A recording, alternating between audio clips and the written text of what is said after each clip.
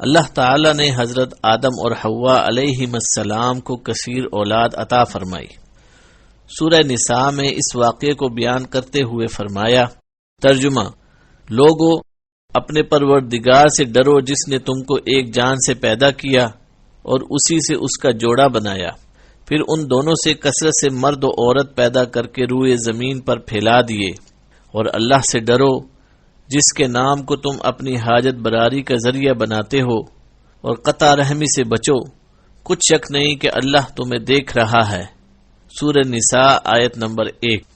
نیز فرمایا، ترجمہ: اور جب تمہارے پروردگار نے بنی آدم سے یعنی ان کی پیٹھوں سے ان کی اولاد نکالی تو ان سے خود ان کے مقابلے میں اقرار کرا لیا، یعنی ان سے پوچھا کہ کیا میں تمہارا پروردگار نہیں ہوں؟ وہ کہنے لگے، کیوں نہیں، ہم گواہ ہیں کہ تو ہمارا پروردگار ہے۔ سورہ اعراف آیت نمبر 172۔ حضرت عمر بن خطاب رضی اللہ عنہ سے مذکورہ آیت کے متعلق پوچھا گیا تو انہوں نے فرمایا، میری موجودگی میں رسول اللہ صلی اللہ علیہ وسلم سے اس کے متعلق پوچھا گیا تھا تو آپ نے فرمایا، اللہ تعالی نے آدم علیہ السلام کو پیدا فرمایا، پھر ان کی پشت پر اپنا دایاں ہاتھ پھیرا اور ان کی اولاد نکالی اور فرمایا، میں نے انہیں جنت کے لیے پیدا کیا ہے اور یہ جنتیوں والے عمل کریں گے۔ پھر ان کی پشت پر دوبارہ ہاتھ پھیرا اور مزید اولاد ظاہر فرمائی اور ارشاد فرمایا، میں نے انہیں جہنم کے لیے پیدا کیا ہے اور یہ جہنمیوں والے عمل کریں گے۔ ایک آدمی نے کہا، اللہ کے رسول صلی اللہ علیہ وسلم، تب عمل کس لیے ہے؟ اللہ کے رسول صلی اللہ علیہ وسلم نے فرمایا، جب اللہ تعالی کسی بندے کو جنت کے لیے پیدا فرماتا ہے تو اسے جنتیوں والے عمل کی توفیق دیتا ہے، اور وہ شخص ان کی وجہ سے جنت میں داخل ہو جاتا ہے، اور اللہ تعالی جب کسی بندے کو جہنم کے لیے پیدا کرتا ہے تو اسے جہنمیوں والے اعمال میں مشغول کر دیتا ہے، اور وہ شخص ان کی وجہ سے جہنم میں داخل ہو جاتا ہے۔ جمہور علماء یہ رائے رکھتے ہیں کہ آدم علیہ السلام کی اولاد سے وعدہ لیا گیا تھا۔ انہوں نے اس حدیث سے بھی استدلال کیا ہے جو حضرت انس رضی اللہ عنہ سے مروی ہے کہ نبی صلی اللہ علیہ وسلم نے فرمایا، قیامت کے دن ایک جہنمی سے کہا جائے گا کہ اگر تیری پاس پوری دنیا کا مال و دولت ہو تو کیا تو فدیے کے طور پر وہ سب دے دے گا؟ وہ کہے گا ہاں۔ اللہ فرمائے گا کہ میں نے تجھے اس سے آسان چیز کا مطالبہ کیا تھا جب تو آدم علیہ السلام کی پشت میں تھا، اس وقت میں نے تجھ سے ایک وعدہ لیا تھا کہ تو میرے ساتھ شرک نہیں کرے گا، لیکن تو نے پھر بھی شرک کرنے پر ہی اصرار کیا۔ مذکورہ بالا آیت کی تفسیر کرتے ہوئے حضرت ابی بن کعب رضی اللہ عنہ نے فرمایا، اللہ تعالیٰ نے اس دن ان سب کو جمع کیا جو آدم علیہ السلام کی پشت سے قیامت تک پیدا ہونے والے تھے، ان کو پیدا کر کے اور ان کی صورتیں بنا کر انہیں بولنے کی طاقت دی۔ وہ بولنے لگے تو ان سے عہد و پیمان لیا اور انہیں خود ان پر گواہ ٹھہرایا۔ فرمایا، کیا میں تمہارا رب نہیں؟ انہوں نے کہا، ضرور ہے۔ اللہ تعالیٰ نے فرمایا، میں تم پر 7 آسمانوں اور 7 زمینوں کو گواہ بناتا ہوں اور تم پر تمہارے باپ آدم کو گواہ بناتا ہوں۔ قیامت کے دن یہ نہ کہنا ہمیں اس کا علم نہ تھا۔ یاد رکھو، میرے سوا کوئی معبود نہیں اور میرے سوا کوئی مالک نہیں، میرے ساتھ شرک نہ کرنا۔ میں تمہارے پاس رسول بھیجوں گا جو تمہیں میرا عہد و پیما یاد دلا کر تمہیں اس کی خلاف ورزی کی سزا سے ڈرائیں گے، اور میں تم پر اپنی کتاب نازل کروں گا۔ انہوں نے کہا، ہم گواہی دیتے ہیں کہ تو ہمارا رب اور ہمارا معبود ہے، تیرے سوا ہمارا کوئی رب یا معبود نہیں۔ چنانچہ اس دن انہوں نے تعمیل احکام کا اقرار کیا۔ اللہ نے ان کے باپ آدم علیہ السلام کو بلند کیا۔ اس نے ان سب کو دیکھا تو ان میں امیر، غریب، خوبصورت اور بدصورت افراد نظر آئے۔ انہوں نے عرض کی، یا رب، کاش تو ان سب کو برابر کر دیتا۔ اللہ تعالیٰ نے فرمایا، میں چاہتا ہوں کہ میرا شکر کیا جائے۔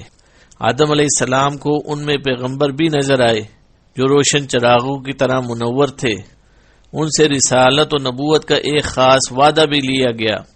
اسی دوسرے میثاق کے بارے میں اللہ تعالیٰ نے فرمایا، ترجمہ: اور جب ہم نے پیغمبروں سے عہد لیا اور تم سے اور نوح اور ابراہیم اور موسیٰ اور مریم کے بیٹے عیسیٰ سے اور عہد بھی ان سے پکا لیا۔ سورہ احزاب آیت نمبر 7۔ اور ارشاد باری تعالی ہے، ترجمہ: تو تم ایک طرف ہو کر دین اللہ کے راستے پر سیدھا منہ کیے چلے جاؤ اور اللہ کی فطرت کو جس پر اس نے لوگوں کو پیدا کیا ہے اختیار کیے رہو۔ اللہ کی بنائی ہوئی فطرت میں تغیر و تبدل نہیں ہوتا۔ سورہ روم آیت نمبر 30۔ اسی کی طرف اشارہ کرتے ہوئے فرمایا، ترجمہ: یہ محمد بھی اگلے ڈر سنانے والوں میں سے ایک ڈر سنانے والا ہے۔ سورہ نجم آیت نمبر 56۔ اور مزید فرمایا، ترجمہ: اور ہم نے ان میں سے اکثروں میں سے عہد کا نباہ نہیں دیکھا اور ان میں اکثروں کو دیکھا تو فاسق ہی دیکھا۔ سورہ اعراف آیت نمبر 102۔ حضرت ابو ہریرہ رضی اللہ عنہ سے روایت ہے کہ رسول اللہ صلی اللہ علیہ وسلم نے فرمایا، جب اللہ تعالی نے آدم علیہ السلام کو پیدا فرمایا تو آپ کی پشت پر ہاتھ پھیرا، تب قیامت تک پیدا ہونے والی ہر جان آپ کی پشت سے ظاہر ہو گئی۔ اللہ نے ہر ایک کی آنکھوں کے درمیان نور کی ایک چمک رکھ دی، پھر انہیں آدم علیہ السلام کو دکھایا۔ آدم علیہ السلام نے کہا، یا رب یہ کون ہے؟ اللہ نے فرمایا، یہ تیری اولاد ہے۔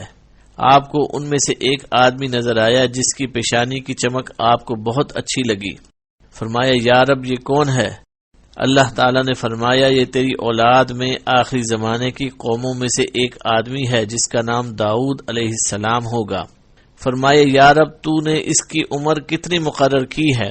اللہ تعالیٰ نے فرمایا، 60 سال۔ آدم علیہ السلام نے فرمایا، یا رب اسے میری عمر میں سے 40 سال عطا فرما دے۔ جب آدم علیہ السلام کی عمر مکمل ہوئی تو موت کا فرشتہ آ گیا۔ انہوں نے فرمایا، کیا میری عمر میں سے 40 سال باقی نہیں؟ اس نے کہا، کیا وہ آپ نے اپنے بیٹے داؤد کو نہیں دے دیے؟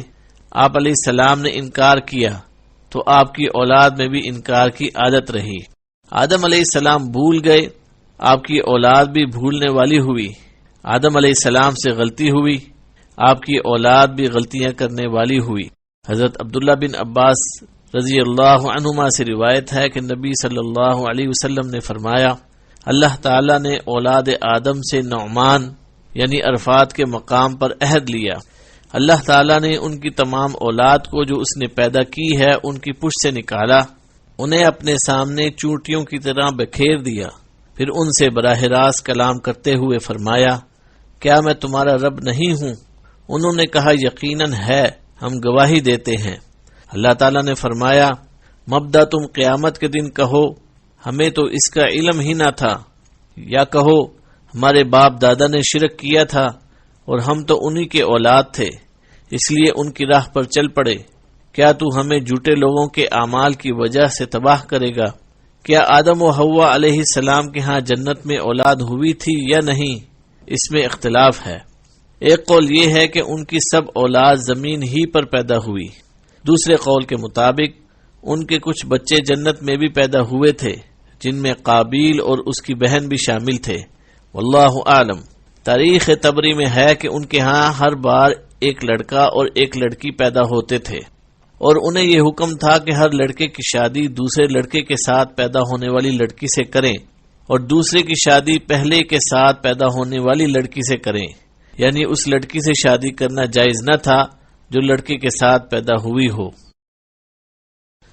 اللہ تعالی نے قرآن مجید میں فرمایا ہے، ترجمہ: اور اے محمد صلی اللہ علیہ وسلم ان کو آدم کے 2 بیٹوں یعنی حابیل اور قابیل کے حالات ٹھیک ٹھیک پڑھ کر سنا دو کہ جب ان دونوں نے اللہ کی جناب میں کچھ نیازیں چڑھائیں تو ایک کی نیاز تو قبول ہو گئی اور دوسرے کی قبول نہ ہوئی۔ تب قابیل حابیل سے کہنے لگا کہ میں تجھے قتل کر دوں گا۔ اس نے کہا کہ اللہ پرہیزگاروں ہی کی نیاز قبول فرمایا کرتا ہے، اور اگر تو مجھے قتل کرنے کے لیے مجھ پر ہاتھ چلائے گا تو میں تجھ کو قتل کرنے کے لیے تجھ پر ہاتھ نہیں چلاؤں گا۔ مجھے تو اللہ رب العالمین سے ڈر لگتا ہے، میں چاہتا ہوں کہ تو میرے گناہ میں بھی ماخوذ ہو اور اپنے گناہ میں بھی، پھر زمرہ اہل دوزخ میں ہو، اور ظالموں کی یہی سزا ہے۔ مگر اس کے نفس نے اس کو بائی کے قتل ہی کی ترغیب دی تو اس نے اسے قتل کر دیا اور خسارہ اٹھانے والوں میں ہو گیا۔ اب اللہ نے ایک کوا بھیجا جو زمین کو کریدنے لگا تاکہ اسے دکھائے کہ اپنے بھائی کی لاش کو کیسے چھپائے۔ کہنے لگا ہائے افسوس، مجھ سے اتنا بھی نہ ہو سکا کہ اس کوے کے برابر ہوتا کہ اپنے بھائی کی لاش چھپا دیتا۔ پھر وہ پشیمان ہوا۔ سورہ مائدہ آیت نمبر 27 تا 31۔ یہاں پر ہم علماء سلف کے ارشادات کا خلاصہ بیان کریں گے۔ متعدد صحابہ کرام رضی اللہ عنہم سے روایت ہے کہ آدم علیہ السلام ہر لڑکے کی شادی کسی دوسرے لڑکے کے ساتھ پیدا ہونے والی لڑکی سے کرتے تھے۔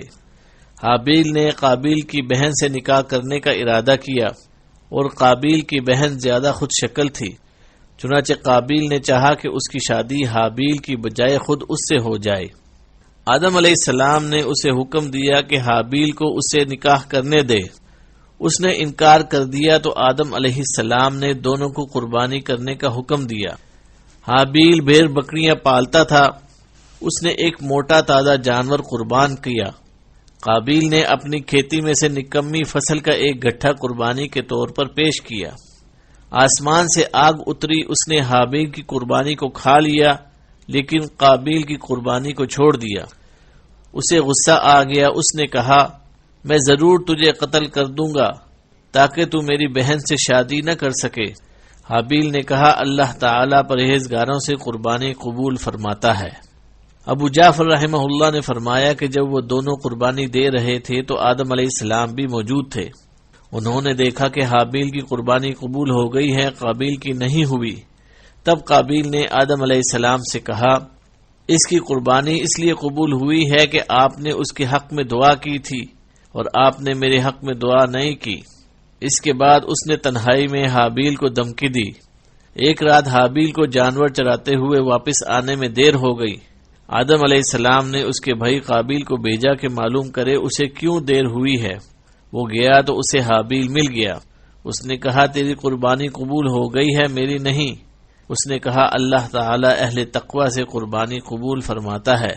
اس پر قابیل کو غصہ آ گیا۔ اس کے پاس لوہے کی کوئی چیز تھی، اس نے وہ مار کر حابیل کو قتل کر دیا۔ بعض علماء نے فرمایا حابیل سو رہا تھا، قابیل نے ایک بڑا پتھر اس کے سر پر مار کر اس کا سر کچل دیا۔ بعض علماء فرماتے ہیں بلکہ اس نے زور سے اس کا گلا گھونٹا اور درندوں کی طرح اسے دانتوں سے کاٹا جس سے وہ فوت ہو گیا۔ واللہ عالم۔ اللہ تعالیٰ نے فرمایا کہ جب قابیل نے حابیل کو قتل کی دھمکی دی تو حابیل نے کہا، ترجمہ اگر تو قتل کرنے کے لیے مجھ پر ہاتھ چلائے گا تو میں تجھ کو قتل کرنے کے لیے تجھ پر ہاتھ نہیں چلاؤں گا، مجھے تو اللہ رب العالمین سے ڈر لگتا ہے۔ سورہ مائدہ آیت نمبر 28۔ اس سے اس کے اچھے اخلاق، خدا خوفی اور خشیت الہی کا اظہار ہوتا ہے، اور اس سے اس کا تقوی بھی ظاہر ہوتا ہے کہ بھائی نے جو زیادتی کرنے کا ارادہ کیا تھا اس نے بدلے میں ویسی برائی کرنے سے پرہیز کیا۔ اسی لیے رسول اللہ صلی اللہ علیہ وسلم نے فرمایا جب دو مسلمان تلواریں لے کر لڑنے کے لیے ایک دوسرے کے سامنے آتے ہیں پھر جنگ کرتے ہیں تو قاتل اور مقتول دونوں جہنمی ہوتے ہیں۔ صحابہ رضی اللہ عنہم نے عرض کی اللہ کے رسول صلی اللہ علیہ وسلم یہ تو قاتل ہے اس لیے سزا کا مستحق ہے، مقتول کا کیا معاملہ ہے کہ اس مظلوم کو بھی سزا ملی؟ آپ صلی اللہ علیہ وسلم نے فرمایا اس کی بھی شدید خواہش تھی کہ اپنے ساتھی کو قتل کر دے۔ حابیل نے مزید کہا، ترجمہ میں چاہتا ہوں کہ تو میرے گناہ میں بھی ماخوذ ہو اور اپنے گناہ میں بھی، پھر زمرہ اہل دوزخ میں ہو اور ظالموں کی یہی سزا ہے۔ یعنی میں تجھ سے لڑائی نہیں کرنا چاہتا حالانکہ میں تجھ سے زیادہ قوی اور مضبوط ہوں، باوجود یہ کہ تو نے ایک غلط کام کا پختہ ارادہ کر لیا ہے۔ میں چاہتا ہوں کہ تو نے پہلے جو گناہ کیے ہیں ان کے ساتھ میرے قتل کا گناہ بھی تیرے سر ہو۔ حضرت مجاہد، سدی، ابن جریر اور دیگر علماء رحمہم اللہ نے اس کی یہی تشریح کی ہے۔ حضرت عبداللہ بن عمر رضی اللہ عنہما سے روایت ہے، انہوں نے فرمایا قسم ہے اللہ کی ان دونوں میں سے مقتول زیادہ طاقتور تھا لیکن اس نے دوسرے کی طرف ہاتھ نہیں بڑھایا تاکہ گناہ کا مرتکب نہ ہو جائے۔ اس کا یہ مطلب نہیں کہ قتل کرنے سے مقتول کے سارے گناہ قاتل کے نامہ اعمال میں منتقل ہو جاتے ہیں، جیسے کہ بعض لوگوں نے غلط فہمی سے یہ سمجھا ہے۔ ابن جریر رحمۃ اللہ نے فرمایا کہ اس قول یعنی مقتول کے سارے گناہ کے غلط ہونے پر اجماع ہے، لیکن قیامت کے دن بعض افراد کے ساتھ یہ صورتحال پیش آ سکتی ہے کہ قاتل کی ساری نیکیاں دے کر مقتول کا پورا حق ادا نہ ہو، اس لیے مقتول کے اتنے گناہ قاتل کی طرف منتقل ہو جائیں گے جن سے حساب برابر ہو جائے، جیسے کہ دوسرے مظالم کے بارے میں صحیح احادیث میں مذکور ہے، اور قتل بہت بڑے مظالم میں شامل ہے۔ واللہ اعلم۔ حضرت عثمان رضی اللہ عنہ کے خلاف بغاوت کی گئی تو اس فتنے کے ایام میں حضرت سعد بن ابی وقاص رضی اللہ عنہ نے فرمایا تھا، میں گواہی دیتا ہوں کہ رسول اللہ صلی اللہ علیہ وسلم نے فرمایا ہے، ایک فتنہ برپا ہوگا، اس کے دوران میں بیٹھنے والا کھڑے ہونے والے سے بہتر ہوگا، کھڑا ہونے والا چلنے والے سے بہتر ہوگا، اور چلنے والا دوڑنے والے سے بہتر ہوگا۔ حضرت سعد رضی اللہ عنہ نے فرمایا، اللہ کے رسول صلی اللہ علیہ وسلم یہ فرمائیے کہ اگر کوئی مجھے قتل کرنے کے لیے میرے گھر میں گھس آئے تو کیا کروں؟ نبی صلی اللہ علیہ وسلم نے فرمایا، آدم کے بیٹے حابیل کی طرح بن جانا۔ یہی حدیث حضرت حذیفہ بن یمان رضی اللہ عنہ سے بھی مروی ہے، اس میں یہ الفاظ ہیں، آدم علیہ السلام کے بہتر بیٹے کی طرح بن جانا۔ سنن اربع میں یہ حدیث حضرت ابو ذر رضی اللہ عنہ کی روایت سے موجود ہے۔ حضرت عبداللہ بن مسعود رضی اللہ عنہ سے مروی ہے کہ رسول اللہ صلی اللہ علیہ وسلم نے فرمایا، جو انسان بھی ظلماً قتل ہوتا ہے اس کے قتل کے گناہ کا ایک حصہ آدم علیہ السلام کے پہلے بیٹے کو بھی ملتا ہے، کیونکہ وہ پہلا شخص ہے جس نے قتل کا طریقہ شروع کیا۔ حضرت مجاہد رحمہ اللہ فرماتے ہیں، جس دن قابیل نے اپنے بھائی کو قتل کیا اسی دن اسے سزا مل گئی، چنانچہ اس کی پنڈلی اس کی ران سے چپک گئی۔ اس کو یہ سزا بھی دی گئی کہ سورج جس طرف ہوتا قابیل کا چہرہ اسی طرف رہتا، اس طرح اسے دوسروں کے لیے عبرت بنا دیا گیا، اور اسے جلدی سزا مل گئی کیونکہ اس نے گناہ کا ارتکاب کیا تھا، سرکشی کی تھی اور اپنے سگے بھائی سے حسد کیا تھا۔ ایک حدیث میں ہے کہ رسول اللہ صلی اللہ علیہ وسلم نے فرمایا، ظلم اور قطع رحمی سے بڑھ کر کوئی گناہ اس لائق نہیں کہ اللہ تعالیٰ اس کی سزا دنیا میں دے اور آخرت کا عذاب بھی اس کے مرتکب کے لیے محفوظ رکھے۔ اہل کتاب کے پاس جو کتاب ہے اور جسے وہ تورات قرار دیتے ہیں اس میں لکھا ہے کہ اللہ عز و جل نے اس کی سزا مؤخر کر کے اسے مہلت دی اور وہ عدن کے مشرق میں نود کے علاقے میں جا بسا۔ وہ اسے قنین کہتے ہیں۔ اس کا ایک بیٹا خنوخ ہوا اور خنوخ سے اندر سے محاویل، محاویل سے مستوشیل اور مستوشیل سے لامک پیدا ہوا۔ اس نے 2 عورتوں سے شادی کی، ایک کا نام عدا اور دوسری کا نام سلا تھا۔ عدا کے ہاں ایک بیٹا ابل پیدا ہوا۔ سب سے پہلے اس نے خیموں میں رہائش اختیار کی اور مال جمع کیا۔ اس کے ہاں نوبل بھی پیدا ہوا، اس نے سب سے پہلے بین اور بانسری بجائی۔ سلا کے ہاں ایک بیٹا پیدا ہوا، اس کا نام توبلقین تھا۔ سب سے پہلے اس نے تانبا اور لوہے کی چیزیں بنائیں اور اس کے ہاں ایک بیٹی پیدا ہوئی جس کا نام نعمہ تھا۔ اس میں یہ بھی مذکور ہے کہ آدم علیہ السلام اپنی زوجہ محترمہ کے پاس گئے تو ان کے ہاں ایک بیٹا پیدا ہوا۔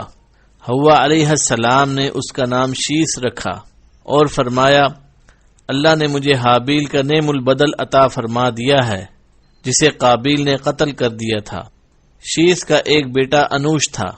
اہل کتاب کہتے ہیں جب شیس کی ولادت ہوئی تو آدم علیہ السلام کی عمر 130 سال تھی، آپ اس کے بعد 800 سال زندہ رہے۔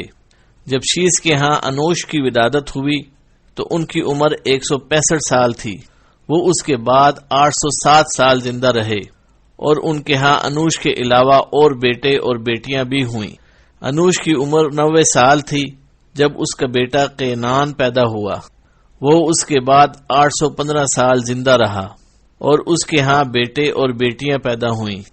جب قینان 70 سال کا تھا تو اس کا بیٹا مہلائیل پیدا ہوا، وہ اس کے بعد 840 سال زندہ رہا، اور اس کے ہاں بیٹے اور بیٹیاں ہوئیں۔ جب مہلائیل کی عمر 65 سال کی ہوئی تو اس کے ہاں یرد پیدا ہوا، وہ اس کے بعد 800 سال زندہ رہا، اور اس کے بیٹے اور بیٹیاں ہوئیں۔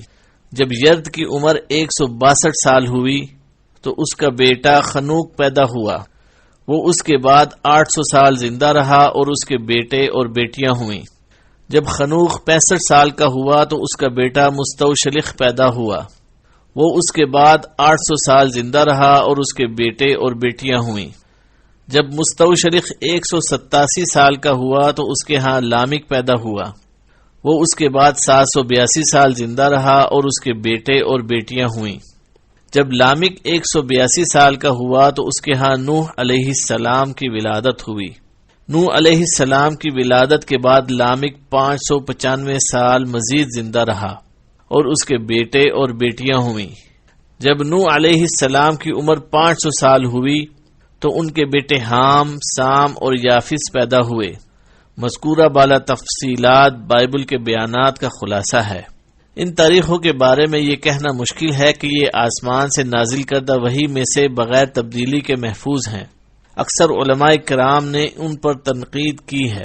معلوم ہوتا ہے کہ اہل کتاب کے بعض علماء نے تفسیر کے طور پر یہ تفصیلات اصل کتاب میں اپنی طرف سے شامل کر دی ہیں۔ ان میں بہت سی غلطیاں بھی ہیں، جیسے کہ ہم آئندہ انہیں ان کے مقام پر ذکر کریں گے انشاءاللہ۔ امام ابن جریر رحمہ اللہ نے اپنی تاریخ کی کتاب میں کسی کا یہ قول ذکر کیا ہے کہ آدم علیہ السلام اور حوا علیہ السلام کے ہاں 2 کر کے 40 بچے پیدا ہوئے۔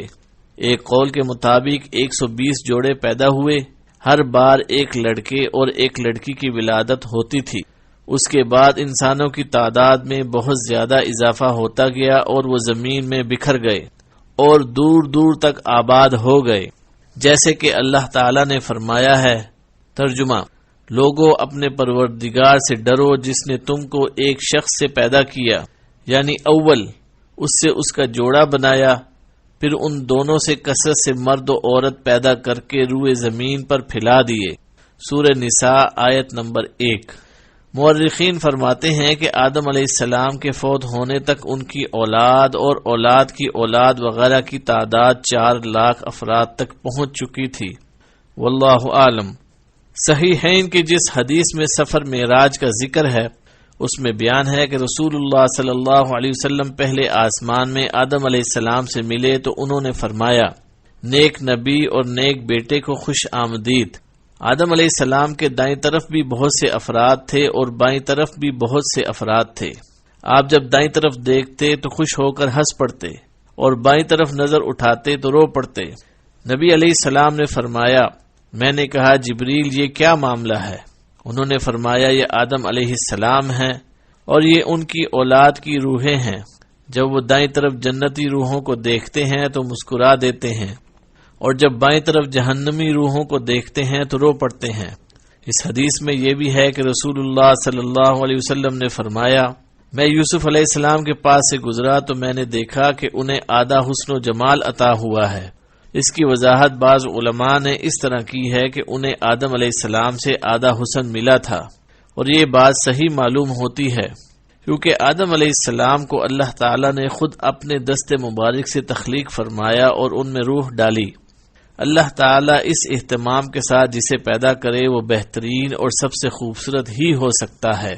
البدایہ والنہایہ میں امام ابن کثیر رحمہ اللہ ایک روایت بیان کرتے ہیں کہ اللہ تعالی نے جب جنت پیدا فرمائی تو فرشتوں نے کہا، ہمارے مالک کی ہمارے لیے خاص کر دے کیونکہ تو نے بنی آدم کے لیے دنیا پیدا کی ہے، وہ اس میں کھاتے پیتے ہیں۔